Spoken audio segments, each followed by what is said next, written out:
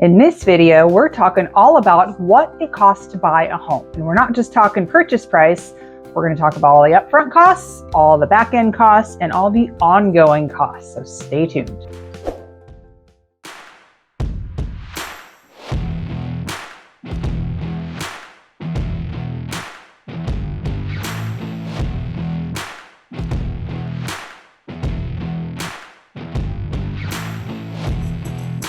What's up, everybody? It's Cassandra Lopez with the Living in Bremerton channel. If you're new to the channel, you're going to want to go ahead and subscribe. This channel is all about living in Bremerton. So whether you're relocating for work or you've been here before and you're coming back, then be sure to hit subscribe and tap that little bell so you're notified. And did you know that you can contact me directly? So this is my cell phone and my email. Reach out to me. Let me know how I can support your relocation back to Bremerton. So what does it cost to buy a house? Well, there's a few things involved in it that you may or may not be aware of. If you are a first-time home buyer, this is definitely going to be good for you to watch. If you are a seasoned veteran, but it's been a while since you bought a house, maybe listening to the new trends and finding out what's going on in the current marketplace might be beneficial as well. So the first and upfront cost to buying a house is earnest money. Earnest money is an upfront good faith deposit that shows the seller how serious you are about buying the house. The reason it shows the seller you're so serious is because your earnest money is considered liquidated damages if you default on your contract. So of course you're going to want to talk to an attorney about what that means. But basically, if you terminate the contract when you're not supposed to, the seller can elect to retain your earnest money. So the larger earnest money you have, the less likely you are to walk away from the contract. Earnest money is anywhere in the neighborhood of 1% to 2% of the purchase price. So if you're buying a house for $500,000, your earnest money would be in the neighborhood of $5,000 to $10,000. Although there is no set amount that it is required to be, this is a negotiable term between you and the seller.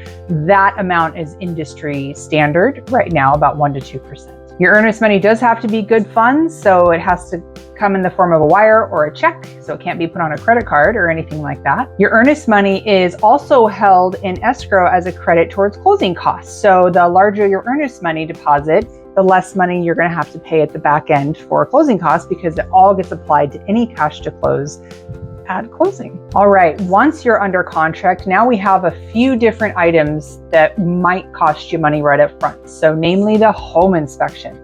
If your purchase contract contains a home inspection contingency, you are entitled to a home inspection, and you may hire a licensed and bonded home inspector professional to do that for you.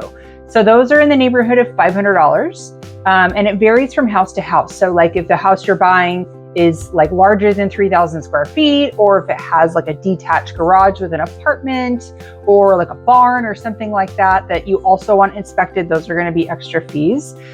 Within your home inspection contingency, if your contract contains one, you are also entitled to do a sewer or septic scope. You are also entitled to a pest inspection or a roof inspection or a foundation inspection, or really any other area of the home, like an electrical inspection. You want an electrician out there, you are more than entitled to have anybody you want out to the home to inspect all these components and systems. Keep in mind that every inspection, the cost falls on the buyer. The seller is not required to pay for any of that unless it's otherwise negotiated in the contract. Another cost you may pay upfront is for your appraisal. The appraisal is only factored in if you are getting a loan to buy your home. If you are paying cash to buy your home, the appraisal does not apply because you are not required to get one. You may elect to get one, but it's not required.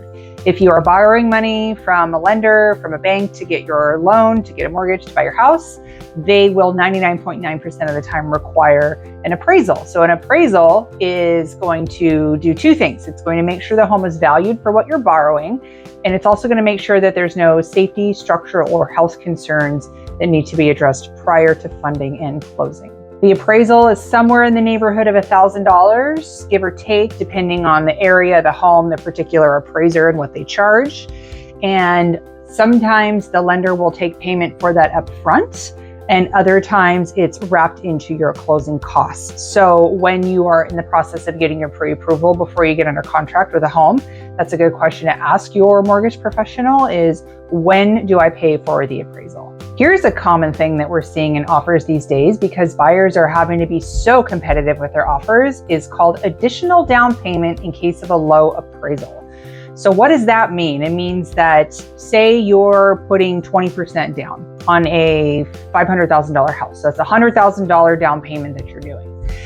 You are going to offer the seller additional down payment in case the appraisal comes in low, in order to bridge that gap, so that the seller still gets to retain their $500,000 purchase price, and the purchase price will not have to be renegotiated. And that's a term that you as the buyer set up front in your initial offer. So you're going to disclose you're getting a loan, you're going to disclose that you're putting $100,000 down, and you're also going to disclose, I am going to put an extra $25,000 down in case the appraisal comes in low. So that means that the appraisal could come in anywhere between $0 and $25,000 low, and the rest of the contract stays 100% intact, and there's nothing you need to do except for add that $25,000 onto your down payment. So say the appraisal comes in at $475,000 for a $500,000 purchase price. Every penny of that $25,000 will be applied towards the purchase price now, and so your down payment will go from $100,000 to $125,000. This is not a required term. That dollar amount can vary greatly. It can vary from $500 to $250,000 or more, or beyond. It's limitless, basically. It's a term that if buyers do have the cash available for that offer, then they're going to do it to make themselves competitive. It's also a term that's not very likely to come into play, because appraisals are keeping up with appreciation and home costs. We very rarely see an appraisal come in low. So if the appraisal comes in at value, which means at the $500,000 that you bought your house, that extra down payment for low appraisal is now waived because it did not come into play. So it's a term that is now null and void. But it is something to keep in mind if you're planning on entering the home purchase market and competing with the high demand of the other buyers. It's a way to make your contract a little bit more favorable. All right, reserves. What are reserves? So this is not actual money you have to pay at closing or pay during your home purchase, but this is money that your lender is going to require you to have set aside. And it's usually 3 to 6 months of whatever your mortgage payment is. And you're going to want to ask your mortgage professional exactly how much they need in reserves to be able to approve your loan. And the reason for this is they want to make sure that the risk they're taking by lending out the money is protected, just in case like you lose your job or you have a health issue or something where you can't earn income, that you still have money in reserves to pay your mortgage. Even though that's not money you have to come up with upfront or to close, it's still money you have to have in the bank or in a retirement account or something like that, available for your lender to check that box.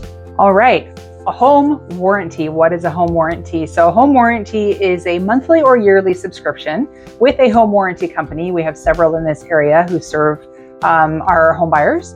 And basically, it's a very good supplement to your homeowner's insurance. I like to say that the home warranty is really good for like homeowner maintenance type things, whereas the home insurance is really good for catastrophic things like a fire, a tree fell on your roof, or a flood or something like that.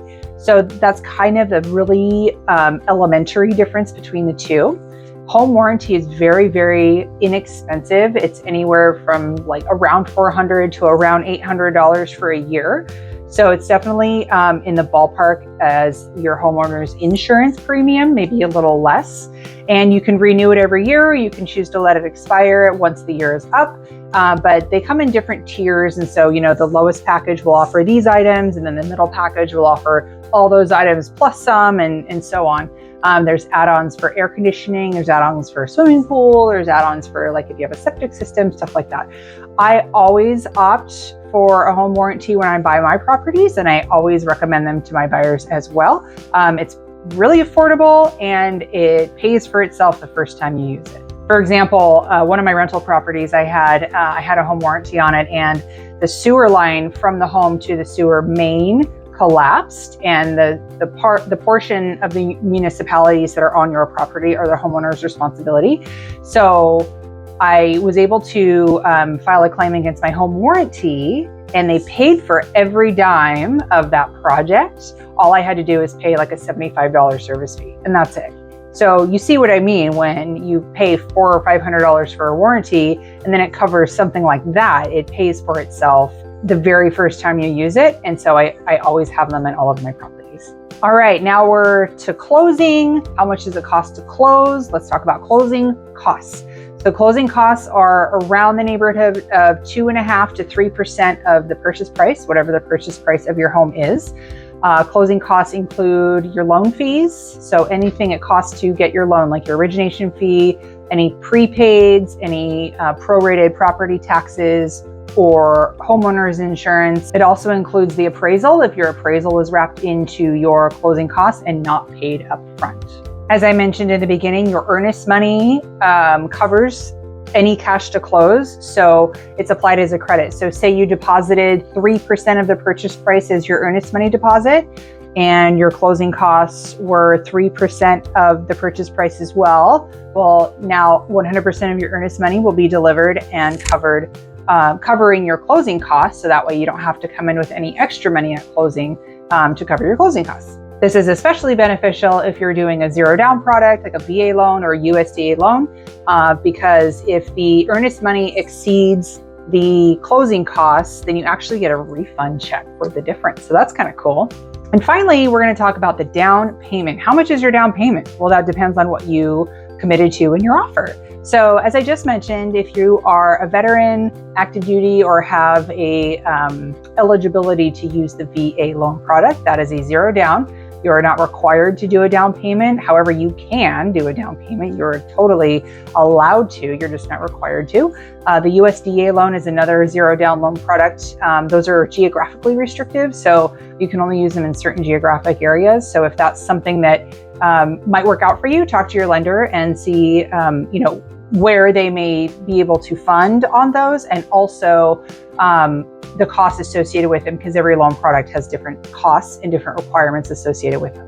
On the high end, the down payment can be really as high as you want to go. So say you're downsizing and you just sold your house for $750,000, and now you're buying a $500,000 house.